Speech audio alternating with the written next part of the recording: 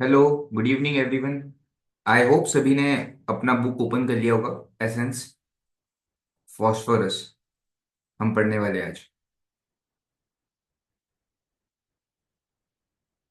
किसी के पास नहीं है तो प्लीज बताइए चैट में।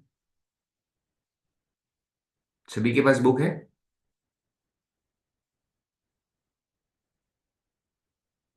आज एक्चुअली दो ग्रुप्स साथ में ज्वाइन हुए हैं।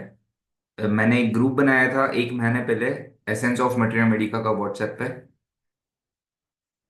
तो उसमें काफी लोग ज्वाइन थे और स्टडी सर्कल जो हमने शुरू किया है वो स्टडी सर्कल के भी सभी लोग इसमें ज्वाइंट है।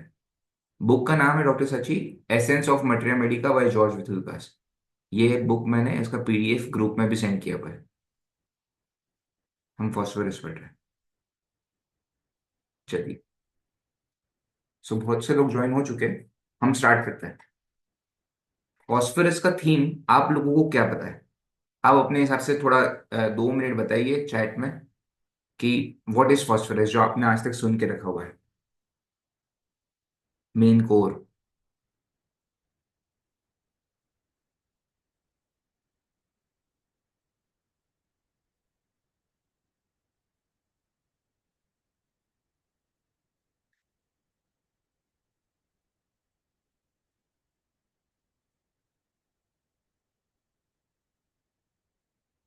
Extrovert, highly active, diffusion on all levels.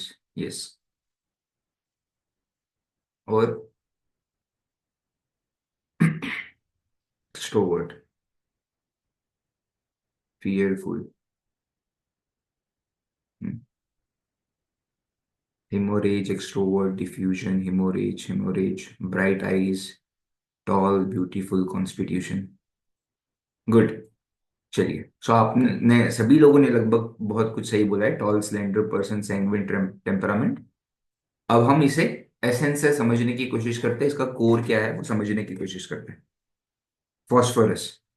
सबसे पहला वर्ड जो सर लिखता है, diffusion is the theme which runs through the phosphorus pathology. Diffusion is the process of spreading outward into the environment, like smoke spreading outward into the air, or color from a tea bag diffusing uniformly into water. The same happens to the energy, awareness, the emotions, and even the blood of the phosphorus patient। तो इसका जो main theme है वो है diffusion. Phosphorus का main theme है diffusion. एक हमने हवा में अगर परफ्यूम स्प्रे किया तो वो कैसे डिफ्यूज हो जाता है। पानी में कोई कलर मिक्स किया तो वो कैसे डिफ्यूज हो जाता है। तो ऐसे फेल जाना, डिफ्यूज हो जाना, इमर्स हो जाना, ये। हेलो। अब आ रही है आवाज?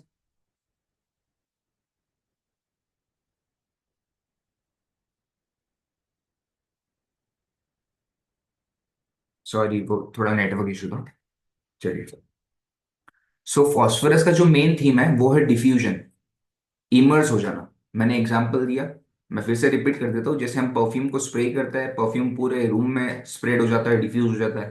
पानी में अगर हम कलर ऐड करते हैं तो वो पूरे पानी में डिफ्यूज हो जाता है। उसी तरीके से फॉस्फोरस का कैरेक्टर होता है कि वो कहीं पे भी किसी भी गैदरिंग में जाके कहीं भी जाके वो डिफ्यूज हो जाता है, इजीली स्प्रेड हो जाता है, इजीली सब लोगों से घुल मिल जाता है। तो ये उसका मेन थीम होता है, डिफ्यूजन। और ये डिफ्यूजन हमें कहाँ देखने के लिए मिलेगा? डिफ्यूजन उसकी एनर्जी में। वॉइस ब्रेक हो रही है।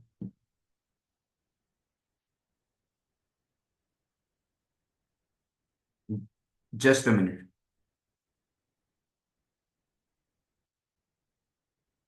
अब आ रही है क्लियर?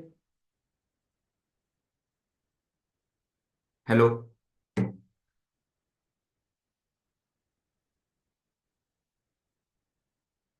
हेलो। आवाज आ रही है क्लियर?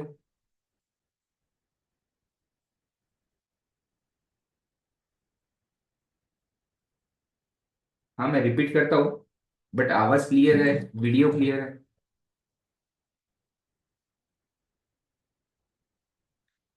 ठीक है, मैं रिपीट करता हूँ फिर से।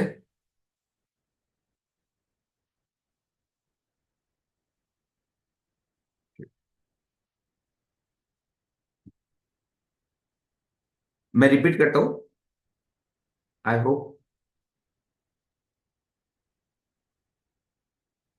हाँ, वीडियो क्लियर नहीं हुआ तो भी चलेगा, बट वॉइस क्लियर है, मुझे सुन पा रहे हो?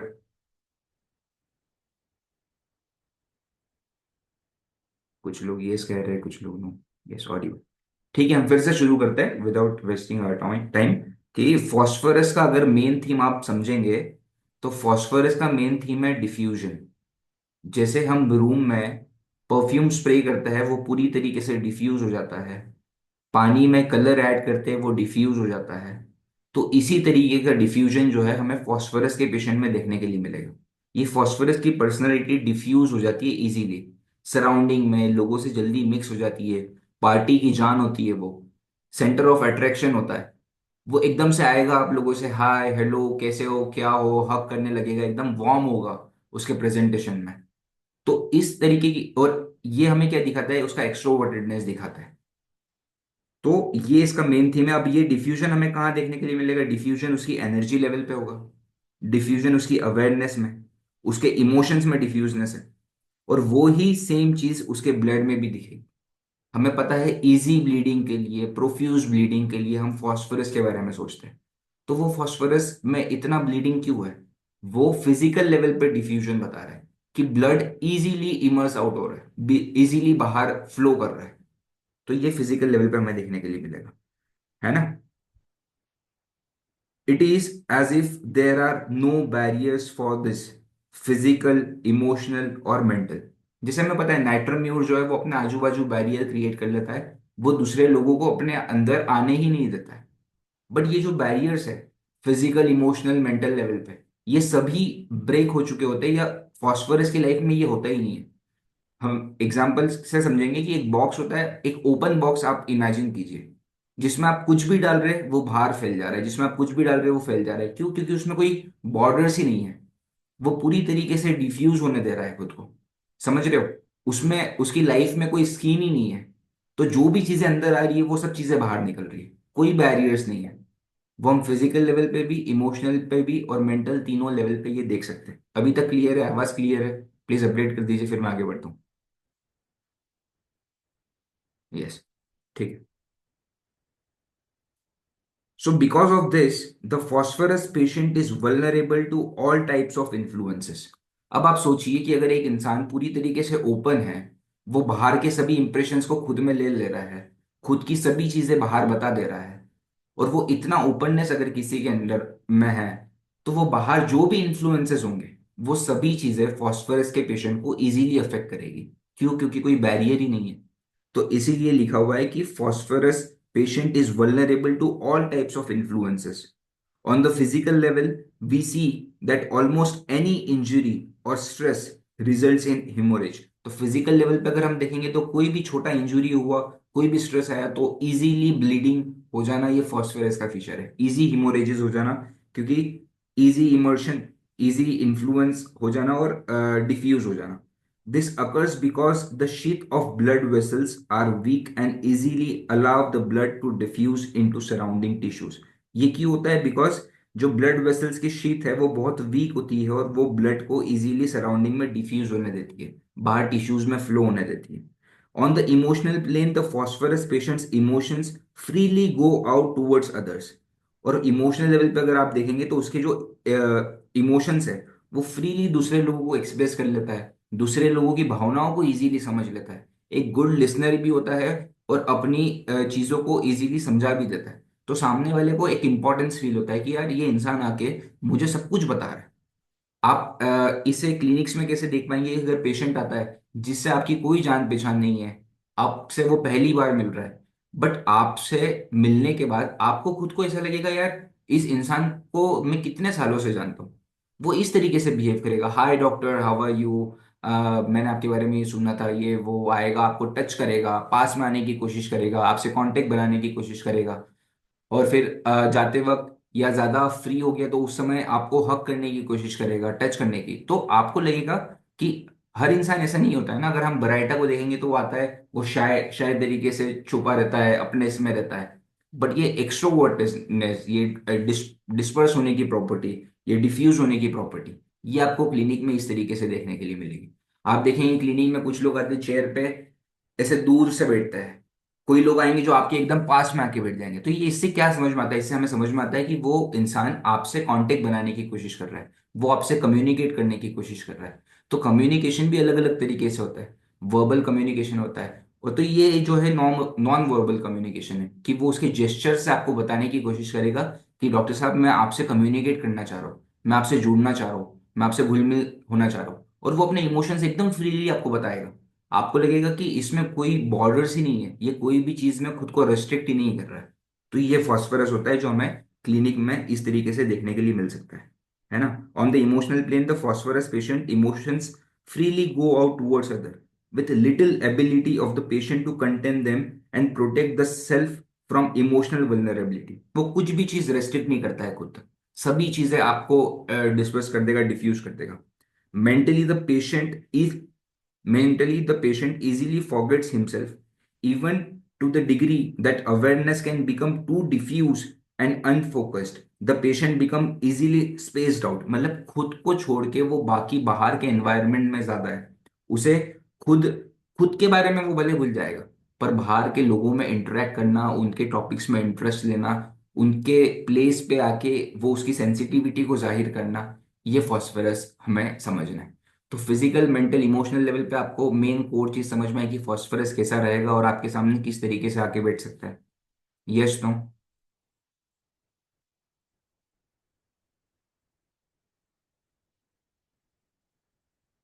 Yes.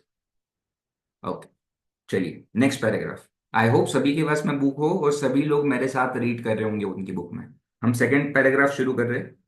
Let us first describe a person in the healthy state who nevertheless possesses the phosphorus predilection, which can emerge into a disease state if the defense mechanism becomes overwhelmed by too much stress। तो healthy state में भी phosphorus किस तरीके से होगा, और जब भी उसका immunity weak होता है, जब भी उसका डिफेंस मैकेनिज्म वीक होता है, तो वो डिसीज स्टेट में लैंड अप कर जाएगा। However, keep in mind that we only prescribe on the pathological symptoms, not on the healthy ones। The phosphorus patient physically is lean, tall and delicate in feature। तो physically ये patient कैसा है?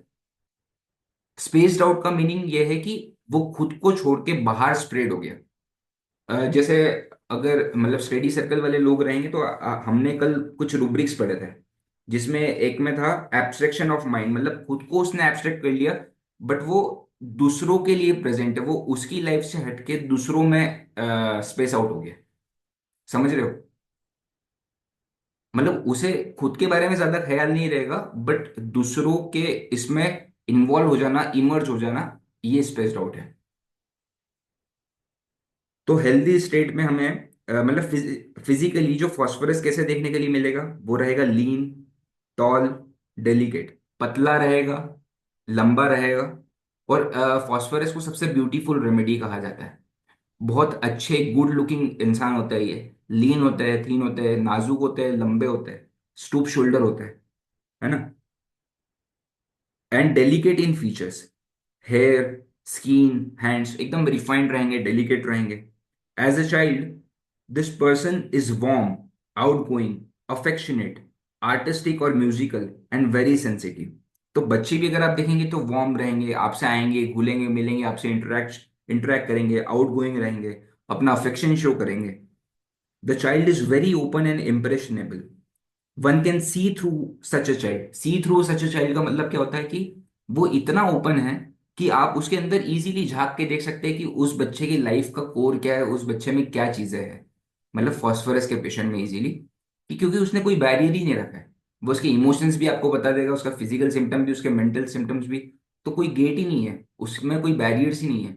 तो आप उनके अंदर से देख सकते हो। इसी का मतलब है कि you can see through such a child whose being is effortlessly manifested without much reserve। तो वो खुद को रिजर्व नहीं करते, खुद को रेस्ट्रिक्ट नहीं करता है, और वो खुद को एक्सप्रेस आउट करता है। During adolescence, there is tremendous growth spurt which leads to the typical lean, lanky appearance। और एडोलेसेंस उस एज में हमें ये देखने के लिए मिलेगा कि इनकी ग्रोथ जो है वो एकदम सडनली, ग्रोथ स्पर्ट जो है वो बहुत ही एकदम फास्ट हो जाते हैं, और उसी के कारण ये इंसान जो है वो लीन, थीन और इस मतलब लंबे पतले दिखते हैं। ठीक है। Third paragraph, throughout life the phosphorus type person is warm, friendly, extrovert, who enjoys friendship and company very much. इन लोगों को कंपनी पसंद है, इन लोगों को दोस्ती यारी पसंद है। ये किसी से भी मिलेगा, पहली बार में ही मिलजुल लेगा, कोई दिक्कत नहीं आएगी किसी से भी मिलने में, कोई शाइनेस नहीं, कुछ नहीं। बट ऑल्सो मैं enjoy solitude to pursue artistic endeavours. तो हमने ये देखा कि बच्चों में आर्टिस्टिक और म्यूजिकल एफिनिटी, मतलब अफेक्शन हो सकता है, उसकी तरफ इंक्लाइंड रह सकते हैं। तो कभी कभी ये लोग अकेले रहना भी पसंद कर सकते हैं, अगर उन्हें उनके आर्ट में एक्सेल करना है, आर्ट पे ध्यान देना है। तो ये दोनों तरीके की पोलैरिटी हमें देखने के लिए मिल सकती है। Such a person is enjoyable to have around. मतलब हम कहते हैं ना कि यार ये इंसान हमारे साथ होगा, हमारे ग्रुप में होगा तो हमें मजा आएगा। कहीं पे भी पार्टी में जाएंगे, घूमने जाएंगे, तो यार इस इंसान को लेके चलो। वाई? बिकॉज हमें मजा आता है, उनके अराउंड रहने में हमें भी मजा आता है, और उस फॉस्फरस पेशेंट को भी लोगों के अराउंड रहने में पसंद आता है। क्योंकि वो उसका जो चार्म है वो सब जगह डिफ्यूज करता है, उसकी जो एनर्जी है वो सब जगह डिफ्यूज करता है। तो इसीलिए लोगों को भी मजा आता है उसके साथ रहने में, बिकॉज ही और she is truly sympathetic, freely putting the interest of friends above personal concern. तो खुद के बारे में ना सोचते हुए वो लोगों के बारे में सोचेगा, उनके अंदर अपने इमोशंस को डालेगा, अपनी एनर्जी को पुट इन करेगा, उनकी तरफ अपनी सिंपैथी शो करेगा। तो सामने वाला इंसान जो फॉस्फरस से इंटरेक्ट करता है उसे भी इंपॉर्टेंस फील होता है, उसे भी लगता है यार क्या बंदा है ये, क्या बंदी है, जो भी है। तो उन्हें इस फॉस्फरस पेशेंट के साथ हमेशा रहना, हैंग आउट करना पसंद आता है। The phosphorus person is highly intelligent. तो वो इंटेलिजेंट होता है और रिफाइंड होता है, मतलब सुलझे हुए, sharp, refined. There are no secrets for such person. वो अपने अंदर कुछ सीक्रेट्स छुपा नहीं सकते हैं, क्योंकि वो सभी चीजें बोल देते हैं। What ever is on his mind he shares freely. जो भी उसके दिमाग में आता है वो फ्रीली शेयर कर देता है, विदाउट एनी फियर या जजमेंट कि सामने वाला क्या बोलेगा, कुछ नहीं। Disperse. Warmth and affection diffuse freely towards friends and even strangers. तो देखिए, दोस्तों में फ्रेंडशिप कर लेना, उनके सामने अच्छी तरीके से घुल मिल जाना, वो तो ओके है, वो हमें दूसरी रेमेडीज में भी देखने के लिए मिल सकता है। बट किसी स्ट्रेंजर से मिलने के बाद अगर पर्सन इस तरीके से बिहेव करता है, हमें यूजुअली ये सुनने के लिए मिलता है कि लोग कहते हैं कि यार मैं इससे मिला था, मेरे को मिलने के बाद कभी ऐसा लगा ही नहीं कि मैं इससे पहली बार मिल रहा हूँ, ऐसा लग रहा था कि हमारी कई सालों की दोस्ती है। तो ये फॉस्फरस एक्सट्रोवर्टेडनेस, और कोई स्ट्रेंजर से भी मिलेंगे तो इस तरीके से मिलेंगे कि उनमें वो पहली बार मिल रहे हैं, ऐसा लगेगा ही नहीं। ये पेक्यूलियर है उसका। मच ऑफ हिज और हर life revolves around interpersonal relationship. तो उसका जो लाइफ है वो ये रिलेशनशिप्स के अराउंड घूमता है, वो लोगों को इंपॉर्टेंस देता है, वो रिलेशनशिप्स को इंपॉर्टेंस देता है, और वो उनके साथ अपना टाइम स्पेंड करता है। तो इसकी लाइफ जो है वो उसके रिलेशनशिप्स के अराउंड रिवॉल्व करती है। Such a person makes a good politician, the type that pushes for humanitarian causes. और a phosphorus type may become a sales agent, because he has the ability to sell anything he believes in. तो इसमें ये politicians अच्छे देखने के लिए मिल सकते हैं, ये सेल्स एजेंट अच्छे बन सकते हैं। क्यों? क्योंकि इनमें ये क्वालिटी है कि वो इजीली किसी से भी कनेक्ट कर पाए। सामने वाला जब कनेक्ट होता है तो वो किसी से भी कुछ बाय कर सकता है, मेन कनेक्शन वाली बात है। इसीलिए sales agent, politician, humanitarian causes के लिए काम करना, क्योंकि उनके अंदर सिंपैथी है, वो दूसरों के बारे में भी सोचते हैं। The phosphorus person is very impressionable. Impressionable मतलब इजीली जो इन्फ्लुएंस हो जाता है सामने वाले से। ये कहा जाता है, शायद आगे पैराग्राफ में आएगा, कि आप डॉक्टर हो, आपके पास में पेशेंट आता है, आपको पर्सनली फील होता है कि यार ये पेशेंट ठीक हो ही नहीं रहा है। मतलब आप अगर उसके सिम्टम्स देखते हैं फॉलोअप में तो आपको लगता है जो फर्स्ट टाइम था वैसा ही है। बट फिर भी पेशेंट आपके पास में कंटिन्यू आता रहता है, और आप कुछ महीनों के बाद उससे पूछते हो कि यार आप बेटर नहीं हो, आप फिर भी मेरे साथ क्यों कंटिन्यू कर रहे हो? तो क्योंकि वो आपसे जब मिलता है और आपने अगर उसे कुछ एश्योरेंस दे दिया कि आप ठीक हो, आप ऐसे हो, वो पेशेंट इजीली मतलब इजीली इन्फ्लुएंस हो जाएगा, और इजीली मान जाएगा, और वो कुछ दिनों तक ठीक रहेगा। दूसरी बात ये रहती है कि वो आपको प्लीज करना चाहते हैं, वो आपको हर्ट नहीं करना चाहते। तो वो आपको ऐसा नहीं बोलेंगे कि डॉक्टर साहब आपकी दवाई से मैं ठीक नहीं हूँ, जैसे कुछ लोग आके डायरेक्ट अब्रप्टली बोल देते हैं कि मेरे को कोई ठीक नहीं लग रहा है, आप दूसरी दवाई दो, नहीं तो मैं डॉक्टर चेंज। इस तरीके का फॉस्फोरस नहीं रहेगा। वो कई समय तक आपके पास बना रहेगा, भले ही वो ठीक हो या ना हो। वो होम्योपैथ से कांटेक्ट करने के बाद, मिलने के बाद, बात करने के बाद उसे अच्छा फील होता है, वो इन्फ्लुएंस हो जाता है, वो इम्प्रेशनेबल है, और उसे आपको हर्ट नहीं करना है, इसीलिए वो कहता है हाँ 10% तो बेटर है ना, ठीक है कोई दिक्कत नहीं, आप वो ट्राई कर लीजिए। तो वो आपको एब्रप्टली कोई चीज नहीं बोलेगा, वो आपके साथ बना रहेगा लंबे समय तक। तो फॉस्फोरस ये यहाँ पे हमें इस बुक में कहीं ना कहीं आगे मिलेगा। ठीक है। So the phosphorus person is very impressionable and will believe anything which is told to him in an area outside of his own competence. Then, once he has adopted a belief, he will be enthusiastic and convincing to others. और अगर किसी ने आके उसको कुछ बोल दिया तो वो जल्दी से इन्फ्लुएंस हो गया, और वो इन्फ्लुएंस होने के बाद दूसरे लोगों को भी जाके बताएगा। वो इतना ज्यादा वो जब तक ये इन्फ्लुएंस वाला स्टेज चलेगा तब तक वो बहुत बढ़िया रहेगा, कोई दिक्कत नहीं। और जिस दिन भी उसे फिर थोड़ा डाउन ग्रेड वो होने लगा, ऐसा फील होने लगा, वो फिर से जाके आपसे मिल लेगा, वो फिर से इन्फ्लुएंस होने की कोशिश करेगा, है ना। वो इसीलिए लोगों से मिलता रहता है, लोगों से कांटेक्ट करता रहता है। Such a person makes an enjoyable patient for the homeopath. देखिए यहाँ आ गया, such a person makes an enjoyable patient for the homeopath because he is impressionable and trusting, ये हम पे भरोसा करता है। The phosphorus patient believes in what the prescriber tells him and follows direction willingly and with effusive gratitude। और जो हम उसे कहते हैं हमारी डायरेक्शंस को वो फॉलो करता है, हमारी बताई गई चीजों को वो फॉलो करता है, और बिना अपना दिमाग लगाए वो सब चीजों में वो बना रहता है। और उसमें ग्रेटिट्यूड भी रहता है आपकी तरफ कि हाँ डॉक्टर साहब आपने 5% तो ठीक किया, 10% तो ठीक हुआ, कोई बात नहीं हम आगे ट्राई करते हैं, आगे ट्राई करते हैं। तो वो ग्रेटिट्यूड वाले स्टेट में रहेगा, वो आपकी बातों को मानेगा, है ना। Right from the first interview, the patient views the prescriber as a friend। वो पहले ही इंटरव्यू में आपसे आके एज अ फ्रेंड बात करेगा, कि shaking his hand warmly, sitting forward to the seat, आगे आके बैठेगा, and perhaps reaching out to touch the prescriber's hand, आपके हाथ को टच करने की कोशिश करेगा।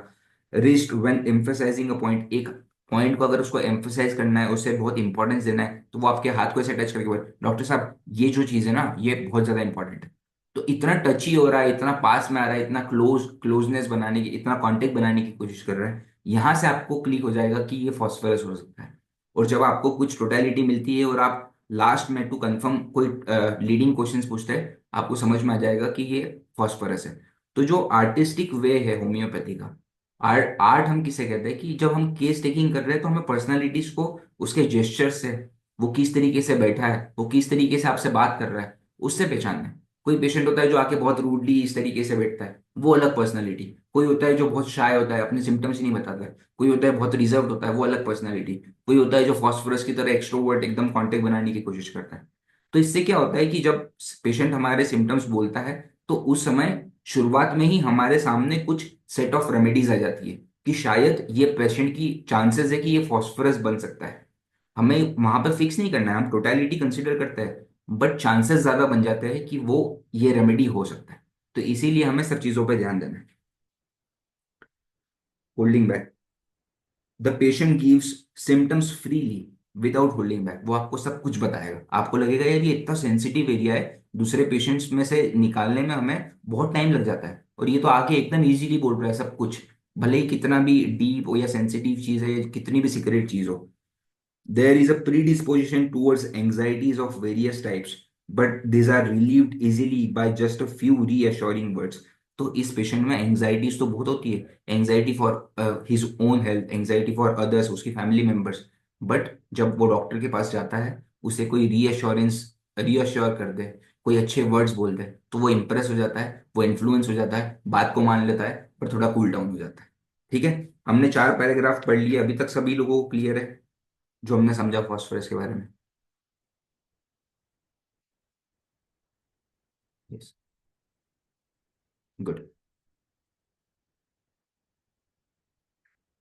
सो हम नेक्स्ट पैरा स्टार्ट कर रहे हैं। The diffusion of awareness, the diffusion of awareness is evident by the fact that the phosphorus patient is easily started. ठीक है। अब अवेयरनेस की बात की जा रही है कि हमने देखा था कि वो अलग अलग लेवल पे वो डिफ्यूज होता है, उसकी एनर्जी लेवल पे, अवेयरनेस पे, इमोशंस पे, और फिजिकली ब्लड के रूप में। तो the diffusion of awareness is evident by the fact that the phosphorus patient is easily startled। जल्दी से ऐसा घबरा जाए, स्टार्टल हो जाएगा। पता है ना स्टार्टल हम किसे कहते हैं? कि एकदम से, हिंदी में जिसे कहते हैं कि इजीली बिचक जाना, एकदम से घबरा जाना, स्टार्टल हो जाना। तो ये समझ में आता है कि जैसे जॉर्ज सर की एक वीडियो है फॉस्फोरस के बारे में, जिसमें सर कहते हैं कि हाय, एकदम से ऐसे चिल्लाते हैं। अगर मैंने यहाँ पे चिल्लाया तो आप 41 पार्टिसिपेंट्स में से कुछ लोगों को कोई फर्क नहीं पड़ा होगा। कोई इंसान है जो एकदम से घबरा गया होगा। तो सुन तो सभी लोग हैं, बट वो इतना ओपन है, उसकी सेंसिटिविटी इतनी ओपन है कि वो इजीली बाहर के इन्फ्लुएंसेस को कैच कर लेता है। वो उसकी अवेयरनेस पे डिफ्यूजन शो कर रहा है कि वो इजीली स्टार्टल हो जाता है। और इसीलिए हमें इसमें कुछ फियर्स देखने के लिए मिलेंगे, जैसे हम आगे पढ़ेंगे। तो अभी ये आपको समझ में आया कि वो इजीली स्टार्टल क्यों होता है। All of us can relate to the state of mind of daydreaming. Awareness drifts to a far off place or circumstance. During a daydreaming, if there is a sudden noise like a blaring horn, a slamming door, or a burst of thunder, the daydreamer is startled because awareness is pulled suddenly and मेरे इसमें word miss हो रहा है, इसमें easily print मतलब अच्छे से print नहीं हुआ है, dash back into the immense reality. हाँ, तो सपोज कोई एक इंसान डे ड्रीमिंग कर रहा है, अपने ख्यालों में खोया हुआ है, और इजीली अगर आसपास जॉटिंग लिखा, ओके, मेरे इसमें वो प्रिंट नहीं था। तो इस इंसान में कैसे है कि मतलब वो डे ड्रीमिंग कर रहा है, सपोज वो अपने ख्यालों में खोया हुआ है, और आजू बाजू कुछ भी सेंसिटिव चीज होती है, नॉइस हुआ, बादल गरजे, या एकदम से लाइट आया, तो ये इंसान इजीली स्टार्टल हो जाता है। क्योंकि इसकी अवेयरनेस जो है वो एकदम सेंसिटिव सेंसिटिव है। वो हमने देखा कि वो हर एरिया में बहुत सेंसिटिव है। वो ओपन बॉक्स है, वो बाहर के इंप्रेशंस इजीली ले लेता है। तो इजीली हमें ये देखने के लिए मिलता है, इसीलिए हम कहते हैं कि फॉस्फोरस में थंडर स्टॉर्म्स का फियर होता है। जो बादल गरजते हैं, इस पेशेंट को डर लगने लगता है। और इस पेशेंट को हमेशा ये फील होता है कि हैपन, समथिंग विल हैपन, कुछ तो होने वाला है, कुछ तो होने वाला है। ये आभास इनको अंदर से पहले से होने लग जाता है, क्योंकि ये ओपन है। अब आप इसे इंट्यूशन कहो, आप इसे, जैसे थंडरस्टॉर्म के पहले ही ये एग्रेवेट हो जाता है, तो एनवायरनमेंट में जो इलेक्ट्रिक चेंजेस हो रहे हैं वो ही इन पेशेंट्स को एग्रेवेट कर देते हैं। इनकी सेंसिटिविटी शो कर रहा है ये, कि ये कितने ज्यादा सेंसिटिव है। ठीक है, समझ पा रहे हो? A burst of thunder. The daydreamer is startled because awareness is pulled joltingly back into the immense reality. This is the state to which the phosphorus patient is highly susceptible. It is a diffusion of awareness which the patient may not be able to control readily. और ये सब चीजें इसके हाथ में नहीं है, इसके कंट्रोल में नहीं है। During a thunderstorm, the normal person will hear a clap of thunder and then easily prepare himself for more। मतलब हम अगर नॉर्मल है, हम फॉस्फोरस अगर कोई नहीं है, तो अगर हम थंडरस्टॉर्म आवाज सुनते हैं बादल गरजने की, तो हम पहली बार में शायद थोड़ा स्टार्टल हो सकते हैं, बट नेक्स्ट टाइम से क्या रहेगा, हम प्रिपेयर हो जाएंगे कि हाँ भाई, अब बारिश का मौसम बन चुका है, अब जो बादल है वो गरज सकते हैं। तो नेक्स्ट जो कंसेक्यूटिव जो आवाजें आएगी उससे हम उतना ज्यादा अफेक्ट नहीं होंगे। बट फॉस्फोरस को पेशेंट को पता होने के बावजूद भी ये पेशेंट हर वक्त उस चीज से अफेक्ट होगा, उस चीज से स्टार्टल होगा। मैंने अभी 3 दिन पहले ही एक पेशेंट को फॉस्फोरस दिया। तो मतलब वहां पे कंफर्मेटरी मुझे ये मिला था, वो पूरा टोटलिटी उसका फॉस्फोरस था। बट मैंने ये थंडरस्टॉर्म का उन्हें लास्ट में लीडिंग क्वेश्चन पूछा कि आप डरते हो क्या, आपको बादल गरजते हैं तो आपको डर लगता है? वो बोले मैं सब खिड़की दरवाजे पर्दे सब कुछ बंद कर लेती हूँ, मेरे को इतना डर लगता है। तो ये उसकी सेंसिटिविटी को बताता है। हम लोग ऐसा नहीं करते हैं ना, फॉस्फोरस का पेशेंट ऐसा करता है। Clap thunder and then easily prepare himself for more. The phosphorus patient, however, tends to become diffuse automatically and so will be startled with each noise. In the first stage of phosphorus pathology, the physical symptoms usually predominate. तो अगर first stage में ही patient आपके पास में आया है, तो आपको phosphorus के पेशेंट में फिजिकल सिम्टम्स ज्यादा देखने के लिए मिलेंगे। In the childish stage of development, whether 5 years or 35 years of age, there may be a tendency to easy hemorrhages। तो फिजिकल लेवल पे हमें सबसे मेन चीज क्या देखने के लिए मिलती है? डिफ्यूजन हमें किस लेवल पे देखने के लिए मिलता है? उसके हीमोरेजेस में, कि इजी ब्लीडिंग, छोटा वुंड हुआ इजी ब्लीडिंग। बाकी अगर फीमेल है, मेंसेस हो रहे हैं, प्रोफ्यूज मेट्रोरेजिया, ज्यादा ब्लीडिंग होना। Nose bleed occurs with little provocation, थोड़ा टच हो गया नोज ब्लीड हो सकती है। मेंसेस में भी profuse and prolonged, the bleeding tends to be bright red in colour, है ना। ब्राइट रेड कलर की होती है इसकी bleeding. The bleeding tendency is symbolic of the general essence of phosphorus. अगर इसका general essence of physical level पे अगर आप जानने की कोशिश करेंगे तो यह है bleeding tendency, haemorrhagic tendency. What warmth and brightness the phosphorus patient possesses diffuses freely outward with little sense of barriers। तो कोई भी बैरियर नहीं है। इसका वार्मथ, इसका आउटवर्डनेस, ये जो है वो इजीली डिफ्यूज होता है। उसका ब्राइटनेस, उसका वार्मथ, वो सब इजीली डिफ्यूज होता है। हमें फिजिकल लेवल पे ये हिमोरेज के रूप में देखने के लिए मिलता है। It is at this stage that we see the phosphorus patient who is easily refreshed by sleep। तो स्टडी सर्कल वाले हम, मतलब हमने स्टडी सर्कल में लास्ट में लैकेसिस पढ़ा था लास्ट वीक, और हमने सुना था और मैंने अभी रील भी बनाया था कि लैकेसिस पेशेंट स्लीप्स इनटू एग्रेवेशन। आप लोगों को पता होगा कि जैसे ही पेशेंट सोता है उसकी सभी कंप्लेंट्स एग्रेवेट हो जाती है, और उसी का अपोजिट है phosphorus. Sleep is like a medicine for phosphorus. Patient कहता है कि मैं सो जाता हूं ना तो मेरी सभी तकलीफ ठीक हो जाती है। मेरे लिए ये दवा के रूप में है। अगर मैं कुछ भी ना करूं और मैं अच्छे से सो जाऊं तो मेरे लिए ये बहुत अच्छी तरीके से वर्क करेगा, अपोजिट ऑफ लैकेसिस। ठीक है, आपने नोट्स में आप ये लिख सकते हैं। This is understandable when we reflect that sleep is a time when the ordinary effort to maintain immediate physical awareness is relaxed and rested। ये क्यों है? क्योंकि जब भी वो दिन भर अपना काम कर रहा है तो आसपास जो भी एक्टिविटी हो रही है, जो भी इन्फ्लुएंसेस हो रहे हैं, जो भी छोटी मोटी आवाजें हो रही है जो इसकी सेंसिटिविटी को बढ़ा देती है, जो इसे इजीली स्टार्टल कर देती है, जो इसे इजीली अफेक्ट करती है, वो सभी चीजें रात में शांत होती है। तो ये पेशेंट को वो सब चीजों से रात में कोई दिक्कत हो रही नहीं होती है, और इसीलिए ये पेशेंट जो है रात के वक्त एमिलरेट होता है। स्लीप इस पेशेंट को एमिलरेट करती है। People who are more controlled and mentalized take a long time to achieve this rest. They must fall into a deep sleep. The phosphorus patient on the other hand is quickly refreshed because his awareness can diffuse in this manner very readily। During this stage, we also see the characteristic phosphorus thirst। तो physical level पे पहला चीज तो हमने haemorrhage देखा, और दूसरा जो चीज है वो है इसकी thirst, extreme thirst for cold waters. हमें फास्फोरस में क्या देखने के लिए मिलता है? वो बर्निंग होती है इंटरनल, जो कि कोल्ड चीज से, कोल्ड कुछ पीने से एमिलरेट होती है। इसीलिए फास्फोरस के पेशेंट में कोल्ड ड्रिंक्स के लिए, कोल्ड वाटर के लिए थर्स्ट होती है। स्लीप का एमिलेशन का पॉइंट रिपीट कर दीजिए डॉक्टर सौम्य वर्मा। देखिए, फास्फोरस के पेशेंट की हमें सेंसिटिविटी समझ में आ गई कि जब भी वो दिन भर अपनी एक्टिविटी कर रहा है तो वो बाहर के इन्फ्लुएंसेस के बीच में प्रेजेंट है। तो बहुत सी चीजें जो है वो इसे अफेक्ट करती है। और अगर आप एक और चीज देखेंगे कि ये बहुत सिंपैथेटिक होता है, ये दूसरे लोगों की सफरिंग देख नहीं पाता है। तो ये सब चीजें दिन के समय में ज्यादा होती है। जब वो एक्टिव है उस समय वो देख सकता है, वो बाकी इन्फ्लुएंसेस को फील कर सकता है, वो अपने अंदर उन सब चीजों को ले सकता है। बट जब वो सोता है उस समय ये सब एक्टिविटीज को तो देख नहीं पाता है। तो उसके जो सेंसिटिविटी है, उसके जो क्या बोलते हैं, मतलब वो जो बाकी चीजों से अफेक्ट हो रहा था, वो सभी चीजों को शांति मिल गई, आराम मिल गया during the period of sleep. और इसीलिए इस पेशेंट के लिए स्लीप एमिलरेशन है। इस पेशेंट को नींद के वक्त शांति मिलती है क्योंकि वो इन्फ्लुएंसेस से दूर है। समझ में आया डॉक्टर सौम्य? जी, ठीक है।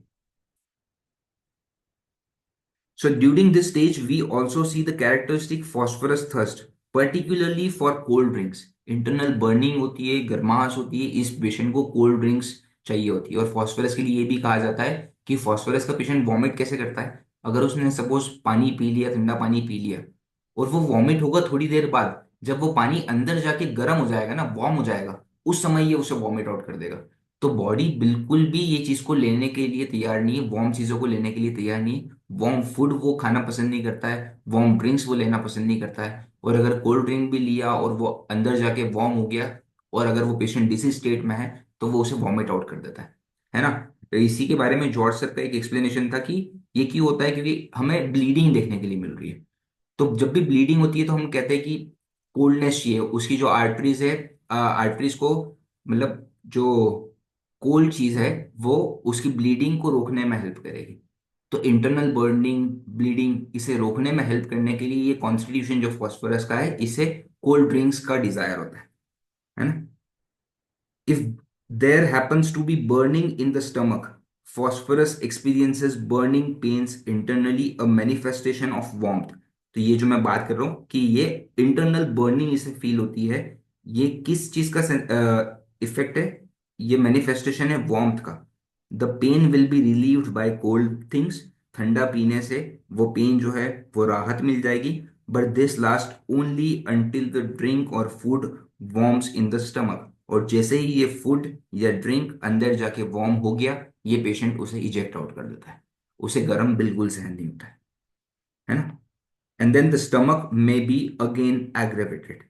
There is a typical craving for chocolates and sweets. तीसरी चीज होती है craving for chocolates and sweets. हमने देखा फिजिकल लेवल पे हिमोरेज। दूसरी चीज देखी डिजायर फॉर कोल्ड थिंग्स। तीसरी चीज है desire and craving for chocolates and sweets.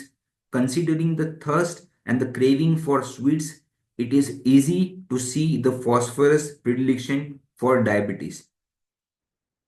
As the physical pathology progresses further, the process of hemorrhage may be evident on deeper levels. और जैसे ही ये पैथोलॉजी प्रोग्रेस होती है तो इसका जो हीमोरेज है हमें डीपर लेवल्स पे देखने के लिए मिल सकता है। There may be painless haemorrhage. Painless haemorrhage ये फॉस्फोरस का फीचर होता है कि there may be painless haemorrhage from the gastrointestinal tract resulting in an unexpected haematemesis और मेलिना। तो जो ब्लीडिंग हो रही है वो ब्लीडिंग उसके स्टूल्स में दिख सकती है, वॉमिटिंग में दिख सकती है, और जो ये ब्लीडिंग होगी ये पेनलेस होगी। There may be bronchitis in an early and mild phase, yet with hemoptysis, coughing of blood of bright red blood. There may be hematuria unaccompanied by any other symptoms. Plain haematuria हमें देखने के लिए मिल सकता है। Laboratory test and x-ray may be done and nothing found. Lab test वगैरह करवाने के बाद में भी अगर हमें कुछ भी नहीं मिल रहा है, in this circumstance think of phosphorus as a possible remedy. और ऐसी सिचुएशंस में हमें पॉसिबिलिटी जो है वो फॉस्फोरस के बारे में ज्यादा होती है। While the physical symptoms predominate, there are few symptoms in the emotional and mental sphere. तो ये हम इनिशियल स्टेज की बात कर रहे हैं जहां पे फिजिकल सिम्टम्स प्रीडोमिनेट कर रहे हैं, और यहाँ पे हमें इमोशनल और मेंटल सिम्टम्स ज्यादा देखने के लिए नहीं मिलेंगे। But as the pathology progresses, however into the second stage, अब हम सेकंड स्टेज की बात करते हैं फॉस्फोरस की, we see subsidence of the physical symptom and an increase in anxieties and fear. अब फिजिकल सिम्टम्स कम हो रहे हैं बट इमोशनल लेवल पे हमें एंग्जाइटीज एंड फियर ज्यादा देखने के लिए मिलेंगे। Of course there is a true anxiety for the welfare of another. ये लोग सिंपैथेटिक है, ये दूसरे लोगों की चिंता करते हैं, अपने करीब वाले लोगों की चिंता करते हैं, तो इनमें रियली वो एंग्शियस हो सकते हैं दूसरों के वेलफेयर के लिए। दूसरों की अगर हेल्थ ठीक नहीं है उनकी चिंता भी इन्हें सता सकती है, वेदर फ्रेंड और स्ट्रेंजर। तो ये एक स्ट्रेंजर का दुख भी नहीं दे सकते क्योंकि ये इम्प्रेशनेबल है, ये उन सब चीजों को अंदर ले लेंगे। उनका दुख, सामने वाले का दुख इन्हें फील होने लग जाएगा। It can be carried to a pathological degree of anxiety. और इनकी एंग्जाइटी ये पैथोलॉजिकल लेवल तक जा सकती है। पैथोलॉजिकल लेवल मतलब जब पेशेंट को ये एंग्जाइटीज अफेक्ट करने लगे। तो हम हर वो सिम्टम को पैथोलॉजिकल कहते हैं जब वो पेशेंट की डेली लाइफ में उसे इंटरफियर करने लगे, जब वो पेशेंट को सताने लगे, dissipating even the energy of the patient himself. This is the true state of sympathy, और ये ट्रू स्टेट ऑफ सिंपैथी है। Whereas other remedies in the same rubric are anxious about others out of a primary motive of self concern. तो इसी rubric में, जो sympathy वाला rubric है, इसमें जो दूसरी रेमेडीज है, दूसरी रेमेडीज में सिंपैथी का कारण अलग अलग हो सकता है। मैं हर बार यही बोल रहा हूँ आपको कि हमें उसके कोर में जाना है, सिर्फ सिंपैथी नहीं ले लेना है। सिंपैथी क्यों है, एक ये ट्रू सिंपैथी है फॉस्फोरस वाली, ये हमें समझने की कोशिश करना है, या वो आर्सेनिक की तरह है जो सेल्फिशनेस है उसमें, कि अगर सामने वाले को कुछ हो जाएगा तो मेरा ध्यान कौन रखेगा। तो दूसरी रेमेडीज में हमें सेल्फिशनेस दिखती है, दूसरी रेमेडीज में हमें सेल्फ कंसर्न पहले दिखता है, बैकग्राउंड में सेल्फ कंसर्न होता है। बट फॉस्फोरस की ट्रू सिंपैथी होती है जिसमें वो खुद के बारे में ज्यादा ना सोचते हुए दूसरों का ध्यान भी ज्यादा रखता है, विदाउट एनी मतलब क्या बोलते हैं कि मुझे क्या मिलेगा इससे, वो चीजों के बारे में नहीं सोचता है। There is a strong anxiety about health in phosphorus. खुद की चिंता तो होती है पर दूसरों की भी साथ में होती है. The patient becomes so suggestible that even if he hears of someone else with a particular illness, he will be concerned about the possibility that he also might have that illness. मैंने कहा कि ये open box की तरह है. अगर सामने वाले की कोई बीमारी को सुन लिया तो इसको ऐसा लगेगा कि यार ये बीमारी मेरे अंदर भी हो सकती है. ये उसकी इम्प्रेशनेबल जो क्वालिटी है वो बता रहा है, इजीली इन्फ्लुएंस होने वाली जो क्वालिटी है वो बता रहा है. This vulnerability to suggestion however is easily absorbed by counter suggestion. A few reassuring words by the homeopath, and the patient sighs with relief and is profusely thankful, only to come back when he hears another alarming possibility. तो इसका ये ना एक loop चलते रहता है कि एक इंसान के पास गया, वहां पे इसने बैड स्टोरी सुन ली, इन्फ्लुएंस हो गया, इसको ऐसा लगने लगा कि मेरे अंदर भी यही बीमारी है, इजीली इन्फ्लुएंस हो गया. बट सपोज ये इंसान एक होम्योपैथ के पास जाता है, होम्योपैथ उसे कहता है कि नहीं भाई आपको ऐसा कुछ भी नहीं है, तो वो होम्योपैथ से इन्फ्लुएंस हो गया. होम्योपैथ की बातों से उसने मान लिया, इम्प्रेशनेबल है, और वो फिर सहाय करता है, ऐसी सिसकारी भरता है, और उसे शांति मिलती है कि हाश मुझे कुछ नहीं है. ये कब तक चलता है, ये वाला इफेक्ट कब तक रहता है? जब तक वो किसी और की दूसरी स्टोरी ना सुन ले. तो ये लूप चलता रहता है कि कहीं पर सुना, अफेक्ट हो गया, डॉक्टर के पास गया, डॉक्टर ने बोला कुछ नहीं है, साइलेंट, फिर गया, फिर अफेक्ट हो गया. तो ये लूप हमें फॉस्फोरस के पेशेंट में देखने के लिए मिलेगा. It is during this stage that there is the emergence of many fears. और इस स्टेज में हमें फॉस्फोरस में बहुत सारे फियर्स देखने के लिए मिल सकते हैं.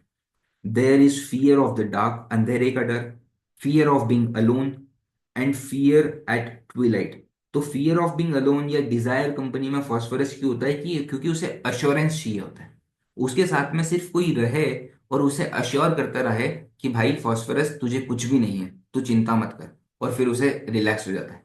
सिर्फ मतलब रीअश्योरेंस के लिए वो कंपनी चाहता है और वो लोगों को चाहता है, और इसीलिए इसमें फियर ऑफ बीइंग अलोन है.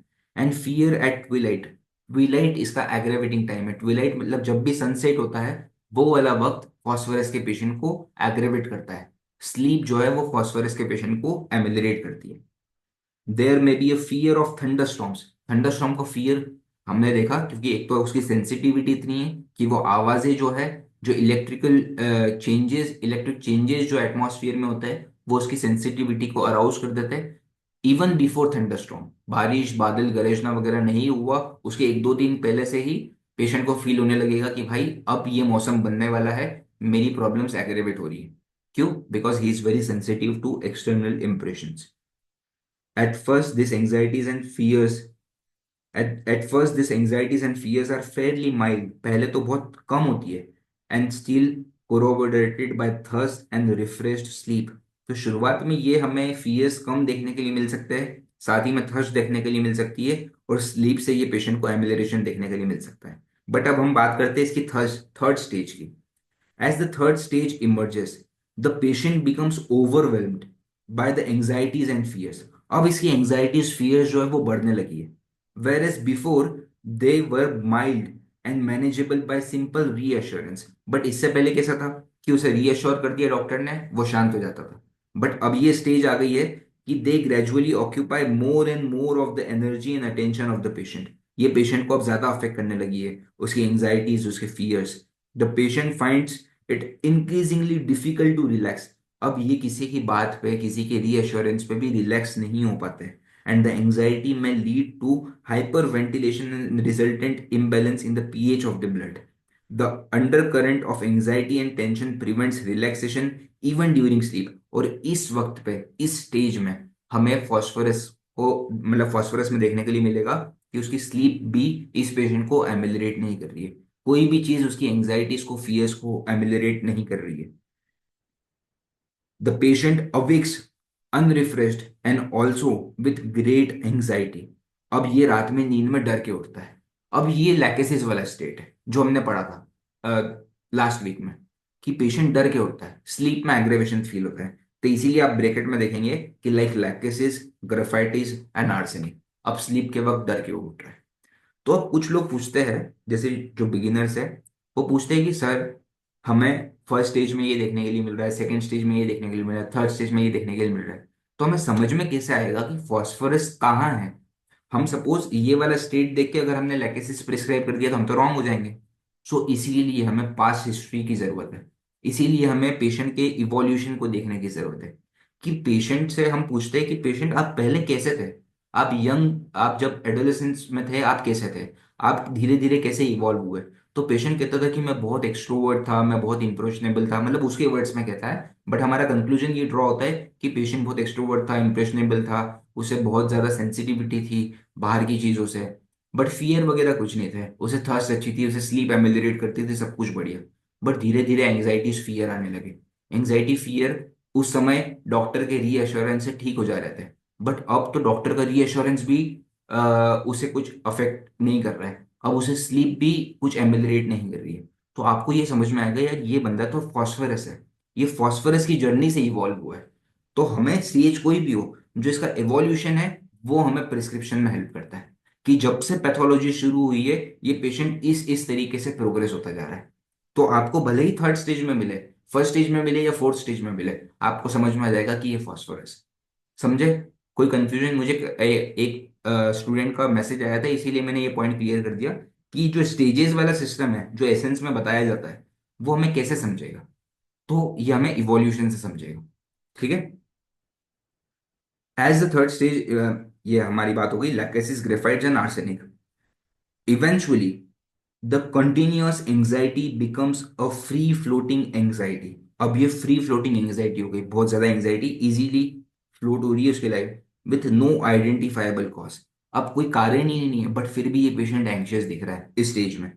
देर is a fear that something bad will happen which pervades the person's life. और मैंने कहा कि वो रूब्रिक जो है anxiety, like fear happen something will happen, उसमें हमें फॉस्फोरस देखने के लिए मिलती है। वाई? बिकॉज उसका इवोल्यूशन ऐसा है। और इस स्टेज में आके पेशेंट को हमेशा ही घबराहट रहती है कि कुछ तो होने वाला है, कुछ तो होने वाला है, या तो मेरे साथ या तो मेरे किसी रिलेटिव के साथ, मतलब something bad will happen which pervades the person's life like background music. और ये हमेशा बैकग्राउंड में चलते रहता है। और कोई लोग कहते हैं कि ना कि मेरे को इससे एकदम धसका बैठा हुआ रहता है, मुझे हमेशा ऐसा घबराहट बनी हुई रहती है, हमेशा बेचैनी बनी हुई रहती है। आप पूछते हैं क्यों, तो उसे लगता है कि हमेशा यार कुछ तो होने वाला है, कुछ तो होने वाला है। Every possibility is anticipated with fear. There is a fear of impending disease, कि मुझे ये बीमारी होने वाली है, उस चीज का डर। पर्टिकुलरली फियर ऑफ कैंसर, और अगर आप स्पेसिफिकली उससे पूछेंगे कि किस चीज का, कौन सी बीमारी होगी, तो कुछ लोग कहते हैं मुझे हार्ट की बीमारी, जैसे हमने लैकेसिस में देखा था, उससे मेन होता है fear of heart disease. But इस पेशेंट में हमें देखने के लिए मिलेगा अ fear of cancer rather than heart disease, but eventually the fear of any impending disease। But ये किसी भी डिसीज का हो सकता है, इसे सिर्फ ये घबराहट होती है कि मैं बीमार होने वाला हूँ, मुझे कुछ होने वाला है, मेरी तबीयत डिटोरिएट हो रही है, मेरी एंग्जाइटीज बढ़ रही है, मेरे फियर्स बढ़ रहे हैं। अब पेशेंट का स्टेज इस तरीके से हो गया। And finally the phosphorus patient falls into a fear of death. और इसके बाद में पेशेंट को फियर ऑफ डेथ इमर्ज हो जाता है, a panic state over the idea that death is imminent. The patient feels like he is dying, उसे लगता है कि मैं मरने जा रहा हूँ, specially when he is alone. और ये जब भी अकेला रहता है उसकी प्रॉब्लम्स एग्रेवेट हो जाती है।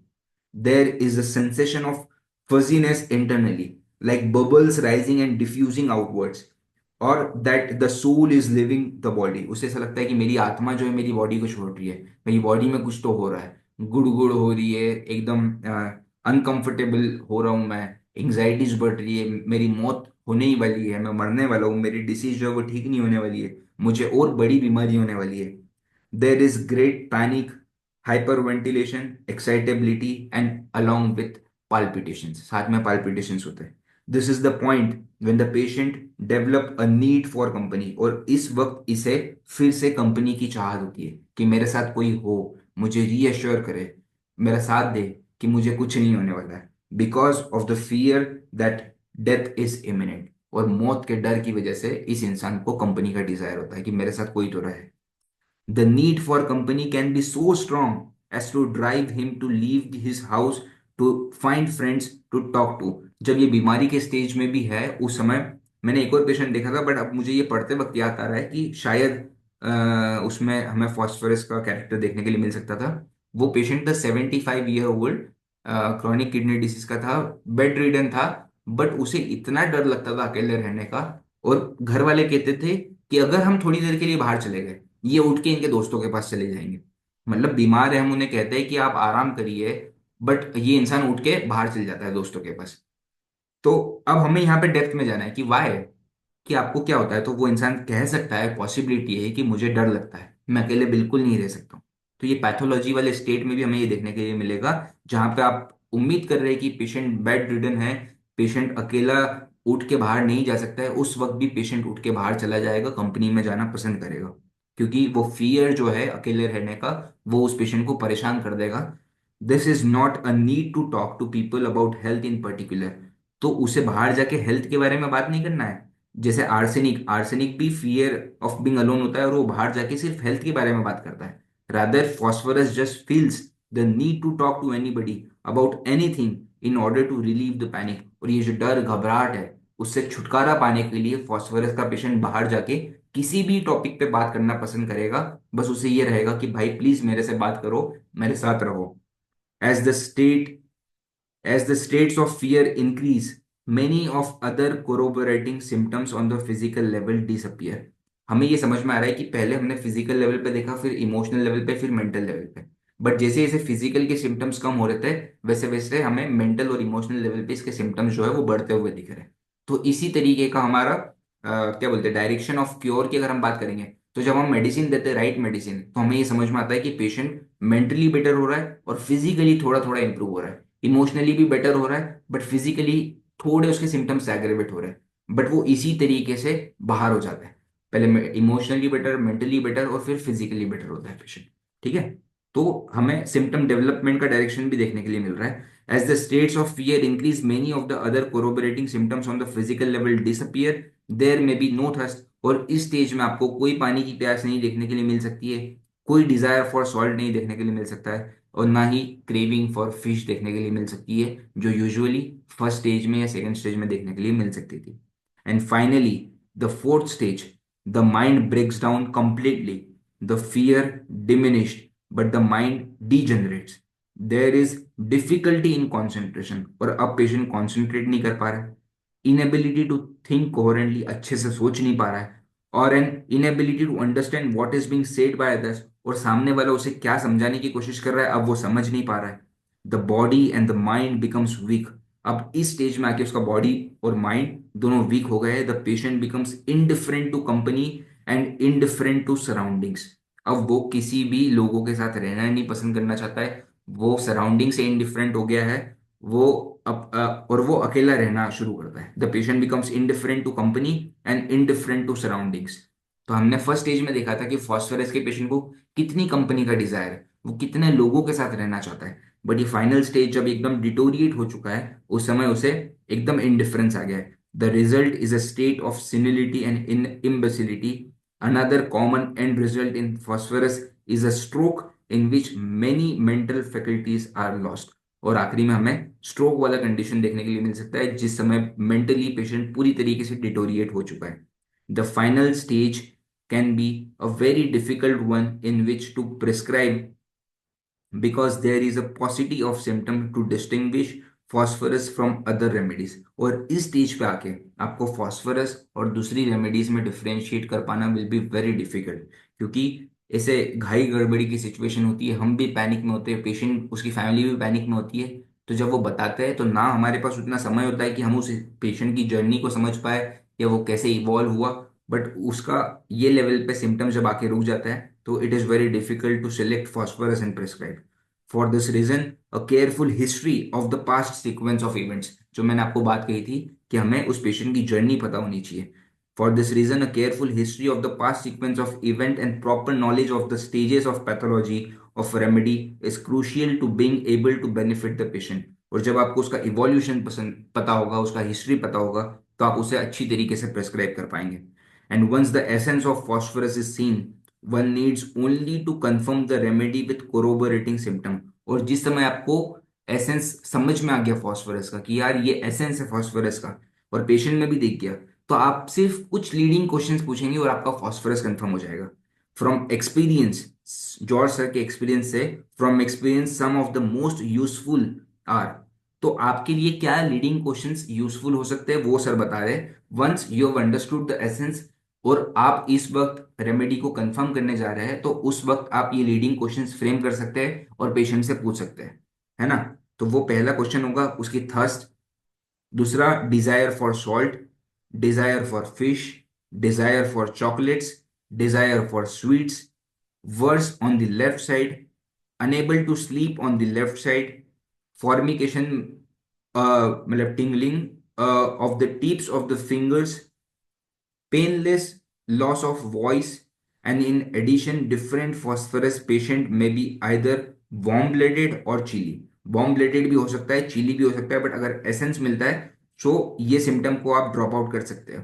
दो, not in the same patient, अलग अलग सिम्टम, कोई फॉस्फोरस चिली मिल सकता है, कोई वार्म ब्लडेड मिल सकता है। और इस तरीके से आप फॉस्फोरस को at the last stage confirm कर सकते हैं with your knowledge of materia medica. समझ में आया? So we are done with phosphorus from essence. 1 घंटे आज हमने बहुत ही शांति से अच्छे से इसे समझने की कोशिश करी।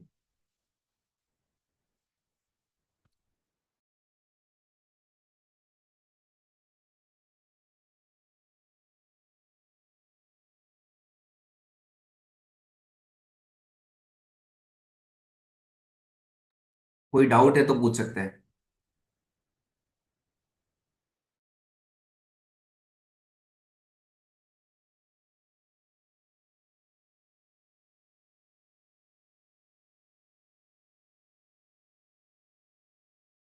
जिन्होंने हाथ रेस किया है वो अनम्यूट करके पूछ सकते हैं, कोई दिक्कत नहीं।